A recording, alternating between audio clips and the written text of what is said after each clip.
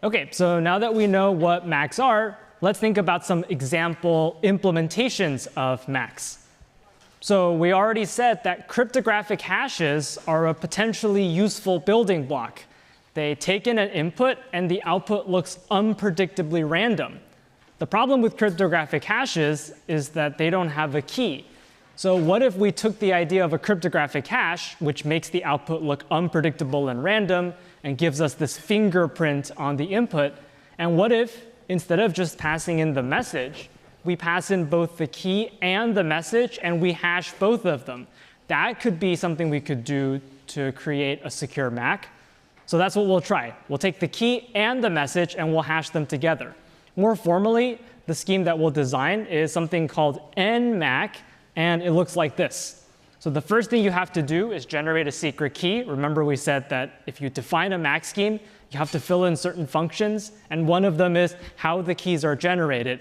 So this is going to feel a little bit weird at first, but we're going to generate two keys, K1 and K2, for reasons that will become more clear soon. And then the MAC operation is going to take in your key, which is this tuple of two values. So anytime we ask for a key, it's actually K1, K2, and it takes in a message. And we do what we said earlier, which is that we hash the key and the message together. Now, the question you probably have now is, what was the point of using two keys? And also, when I compute a MAC, why am I using two hashes instead of one? If you just use one hash and do the naive thing, where you just take a hash and you input one key and a message, you're leaving yourself vulnerable to a length extension attack.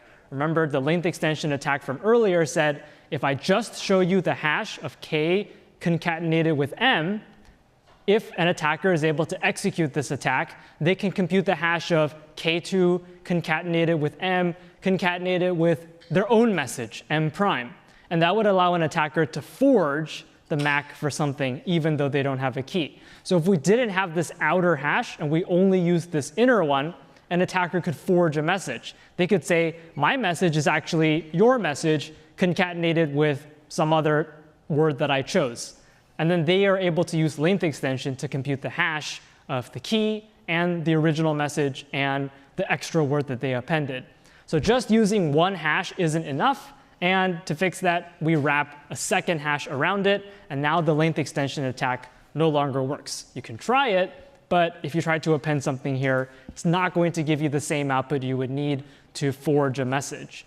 So that's the rough intuition. There's a lot more subtle points that you need to show to make HMAC actually unforgeable and EU CPA secure. And we're not going to go there, but at a very high level, the two hashes help us prevent length extension attacks. And there's other things you might think about, like what if I swap the order? Maybe I put M first and then K2. There are other constructions that are possible, but this is one that someone sat down and wrote a proof for and said is EU CPA secure, assuming that the underlying hash function is a secure cryptographic hash. So as long as this H is collision resistant and one way, then this output should be unforgeable. It's very hard for an attacker who doesn't know the key to compute a valid tag on a message. So that's a construction called HMAC. You could go out and use this, and it works just fine. But there are a couple things that I don't like about it. One thing I don't like about it is that you need two keys. That's kind of annoying. And the second thing I don't really like about it, which I didn't explicitly call out, is that there's actually a restriction on the length of the keys, and both keys have to be n bits. So if this hash outputs 128-bit values, then these keys are also required to be 128 bits. So that's a little annoying. I can only use HMAC if I have two keys and they are the proper length. If Alice and Bob only share one key, they can't use HMAC. And if Alice and Bob have the wrong key length, they also can't use HMAC. So what we'll do is we'll take HMAC and we'll slightly evolve it so that it has the same security properties, but it doesn't require all the specific constraints on the keys. And if you do that, you end up with something called HMAC. And this is what we'll end up using all the time, because here we only need to pass in a single key as opposed to two very specific length keys, which was more annoying. So HMAC is really just a wrapper around HMAC that makes NMAC easier to use. It's the same security properties, the same security proof. We're just adding some dressing around it to make it nicer. So how do you take one key and generate two keys? Well, first we take k, that's the key that the user inputted, and this can be any length. It can be short, it can be long, and we'll use k to generate two different keys. So the first thing you'll do is you'll take k and make it the proper length, n bits, the length of the output hash. If it's too short, throw in some zeros. Now you've extended it to become n bits. And if it's too long, use the hash function, and that makes any arbitrary length input into n bits. So all you've done is you've taken k and you've adjusted it to be the correct length. And one tiny note is don't use a k that's like 3 bits or 4 bits. That's way too small. Someone can brute force. So you do have to use a reasonable size k here. But if it's not exactly 128, we can use these tricks to pad it or to hash it so that the proper length is correct. Once you have k prime, which is the proper length, now you have to derive two keys, k1 and k2, because NMAC expects you to output two keys, or it expects two keys to run the algorithm.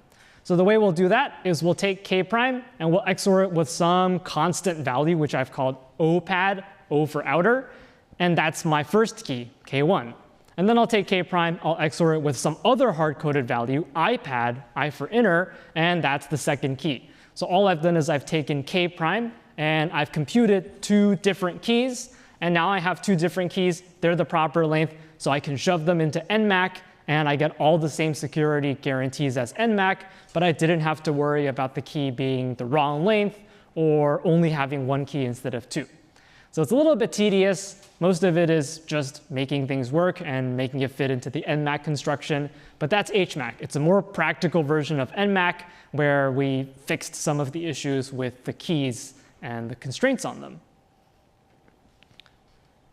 So to finish up the construction of HMAC, we said you output this, and this is really just NMAC, but we derive the keys from a single key. In case you're wondering what OPAD is, it's just the hard-coded byte, 0x5c, and you just repeat that over and over again for as many bytes as you need. So if k prime is 128 bytes, then OPAD is just 5c repeated 128 times. And likewise, IPAD is just this hard-coded value. So these are values that are hard-coded into the code for HMAC. Now technically, you didn't really have to pick these values. You could have chosen different values. For security reasons, the paper that describes HMAC, they argue why these are good values, but it doesn't really matter. You just need some different values to get this value in blue and this value in red to be different, and both are secret. Because if the attacker doesn't know k prime, they can't derive this blue key or this red one. So it's a lot of fine print, but the important thing is we're using hashes to build a MAC. That's what I think is the most important, and everything else is just implementation details.